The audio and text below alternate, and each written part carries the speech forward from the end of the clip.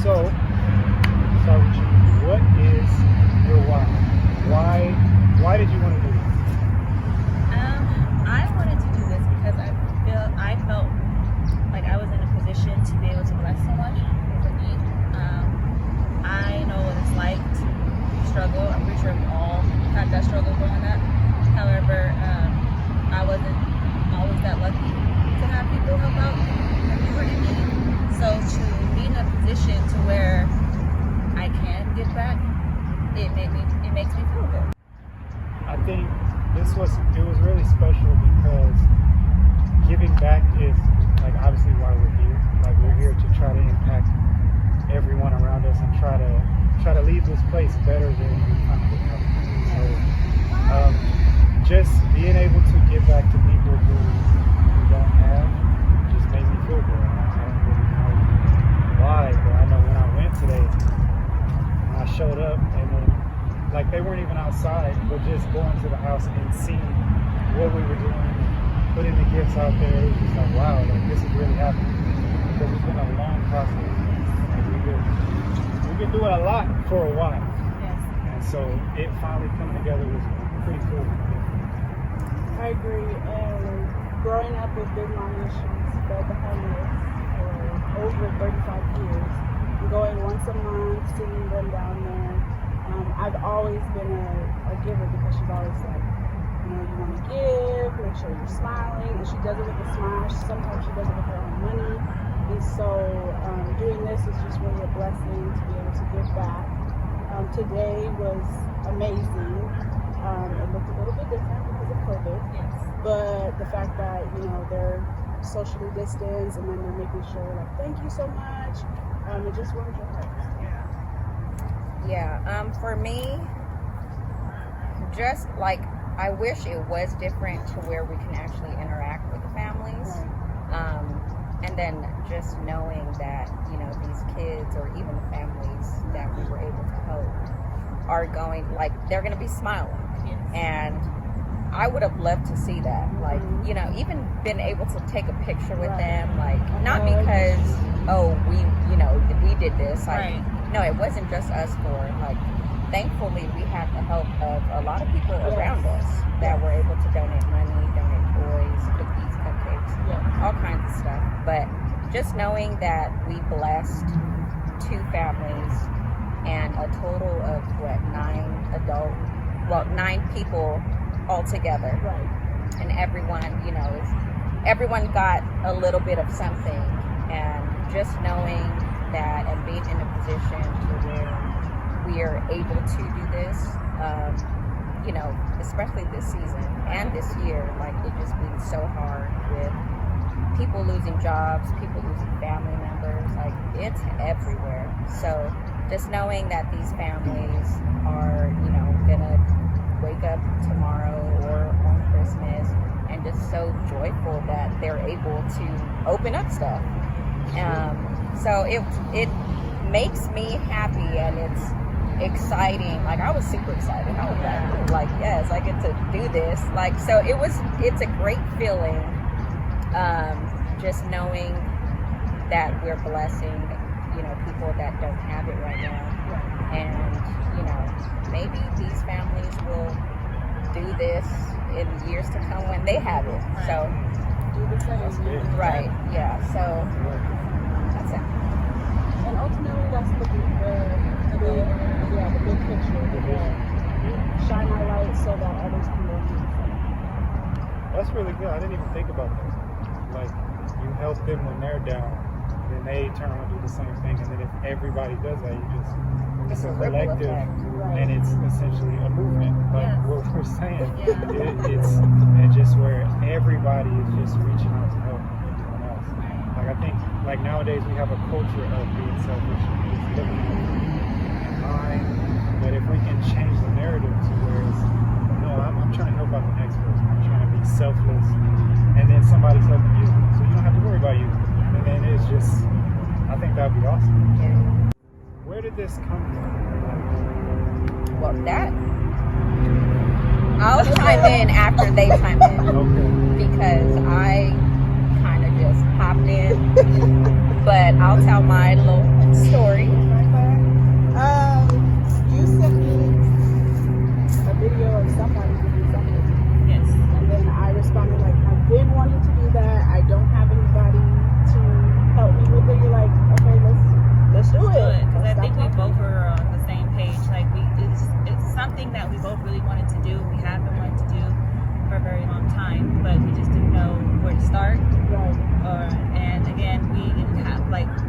feeling of just trying to do it by yourself, but it can be a little bit overwhelming. So the fact that like she was on the same page as me and had the same mindset, it just made it so much easier.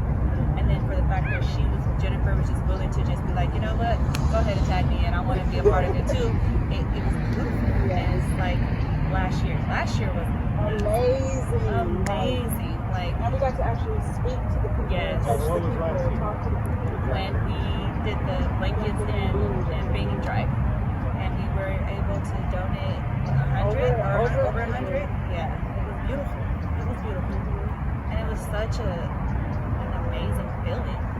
It really was, and that's why we're like, yeah, we're definitely gonna continue Yes, this. and people even donating left and right. People we haven't even talked to, or me haven't even talked to or spoken to in a long time. We were able to keep giving and keep buying because we only had like 30 beanies, 30 blankets, and we were fine with that. And then we went to Over. That's the power of social media.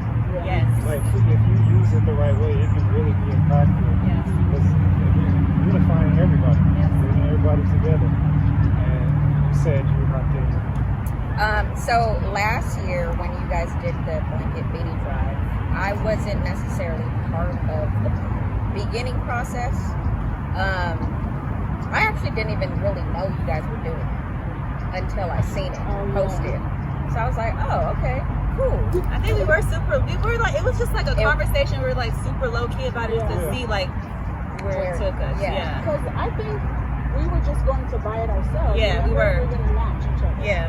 I think that's what it is. Yeah, so then when I seen that and when I heard it was for the homeless in LA, Skid Row, fact about me, I am not, sad to say, and it might sound funny, but I mean, you guys know, like, I am scared of homeless people. Right. Like, it's not funny. No, but yeah, Like, it's a real life, It's it's a fear. Yeah. But when I seen that you guys wanted to do this, and then hearing about Big Mama going every Saturday, I've always wanted to do it. And we talked about it too, even before that. Yes. Just cover me. Yeah. And every time I wanted to do it, but with this, it really gave me the courage to actually go and see and interact. And it's a different experience. But just being there and being able to see these people smile when, you know, they're getting food, they're getting, you know, gifts for the kids and blankets and little care packages and all this. Like, I was really thankful and glad that I went and actually put myself in that position. Because I mean, yeah, it's uncomfortable, you know, but being able to see them smile and just be so happy and thankful, like, they don't even know what they're getting, but man, they are so happy. So once I did that, and then the talk about this year is like, okay, now You didn't even have a choice this year. I'm in there. She all in. So Well, that's good. I think a lot of people actually would share that fear with you, but just wouldn't be willing to openly either not necessarily not even share it. They might not even realize it. Right. Like, it might be they get uncomfortable around people because some of them may be talking to themselves. They may be like really, really rough looking, and so it's easy to get uncomfortable. If people never even look at them as people, it's easy to be distant. Right. So I think that's big, even for one, acknowledging it, and then two, sharing it, Right. because that's how you move past it. Somebody else might hear it and be like, yeah, me too. Right. I didn't even realize it until I heard that. I need to fix that. right. But you can't fix it until you first, acknowledge it. So I think that's huge, that you put yourself second, you put them first, and then selfless, and then ripple effect. It's a common thing, and that's exactly what we're trying to do. We're trying to just give. Yes. I mean, it's really simple. Right. It is. And I love the fact that just by us finally coming out of our own like comfort zone and putting ourselves out there to even start this last year, it's bringing others, you know, with us.